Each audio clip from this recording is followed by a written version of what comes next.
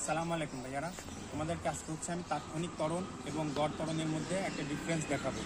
তোমরা যে সমান v - u/t দিয়ে যেটা করো এটা হচ্ছে তোমার গড় ত্বরণ, আর তাৎক্ষণিক ত্বরণটা আমি হচ্ছে তোমাদেরকে, আমার কাছে দুইটা মোবাইল থাকবে, একটা মোবাইলে হচ্ছে তাৎক্ষণিক ত্বরণ শো করবে, আর একটা হচ্ছে তোমরা শুরুতে আমার হচ্ছে দেখো আমার কাছে জিপিএস স্পিডোমিটার আছে।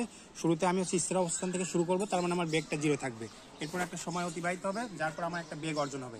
সেখান থেকে আমি v - u/t করে আমার হচ্ছে গড় ত্বরণটা বের করবো। আর তাৎক্ষণিক ত্বরণটা আমার আরেকটা মোবাইলে তোমাদের ইনস্ট্যান্ট ভেলোসিটি, ইনস্ট্যান্ট অ্যাক্সিলারেশনটা তোমাদেরকে আমি আরেকটা মোবাইলে দেখাবো।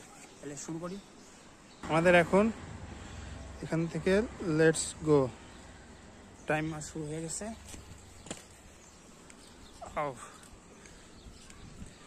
দেখো আমার হচ্ছে বেগটা ইনক্রিজ করতেছি।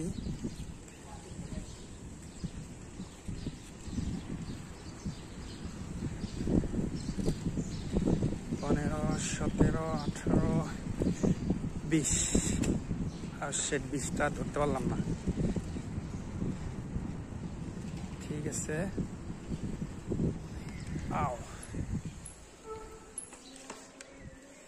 সাপোজ মনে করো আমি হচ্ছে আমার 40 সেকেন্ড, সাপোজ ধরে নেওয়া হচ্ছে 40 সেকেন্ড, এখানে যদি 38 সেকেন্ড হয়েছে, 40 সেকেন্ড সময় লাগছে তোমার হচ্ছে 0 থেকে 20 মিটার পার সেকেন্ড বেগ অর্জন করতে। তাহলে ভাইয়া দেখো, শুরুতে আমি স্থির অবস্থানে ছিলাম, আমার আদি বেগটা ছিল হচ্ছে 0 মিটার পার সেকেন্ড, তারপরে আমার হচ্ছে বেগ, শেষ বেগটা হচ্ছে 20 মিটার পার সেকেন্ড, এক্ষেত্রে আমার সময় লাগছে হচ্ছে 40 সেকেন্ড। তাহলে হচ্ছে তোমার গড় ত্বরণটা কত হবে, a = v - u/t। তাহলে শেষ বেগ হয়েছে আমার হচ্ছে তোমার 20 মিটার পার সেকেন্ড, আর হচ্ছে আদি বেগ ছিল 0, 20 - 0 বাই হচ্ছে 40 সেকেন্ড, তাহলে হচ্ছে ½ মিটার পার সেকেন্ড স্কোয়ার। তাহলে প্রতি সেকেন্ডে হচ্ছে 0.5 মিটার পার সেকেন্ড করে আমার বেগটা বৃদ্ধি পাইছে। তাহলে আমার ত্বরণটা হচ্ছে 0.5 মিটার পার সেকেন্ড স্কোয়ার।